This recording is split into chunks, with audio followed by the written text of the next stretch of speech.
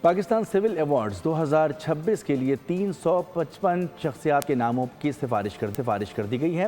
اسحاق ڈار، محسن نقوی، محمد اورنگزیب کے لیے نشان امتیاز کی سفارش کی گئی ہے۔ طاہر اشرفی سمیت مختلف شعبوں سے تعلق رکھنے والی شخصیات کے لیے بھی سول ایوارڈز کی سفارش کی گئی ہے۔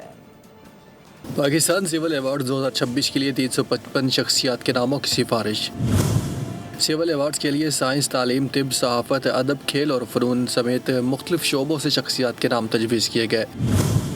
اسحاق ڈار، محسن نقوی، محمد اورنگزیب سمیت دیگر اہم شخصیات کے لیے نشان امتیاز کی سفارش کی گئی ہے، جبکہ متعدد شخصیات کے لیے ہلال، ستارہ اور تمغہ امتیاز کی سفارشات شامل ہے۔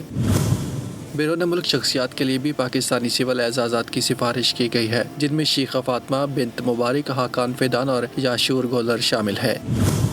صدر مملکت آصف علی زرداری نے عاطف اکرام شیخ کو فلاحی خدمات کے اعتراف میں تمغہ امتیاز دینے کی منظوری دے دی ہے۔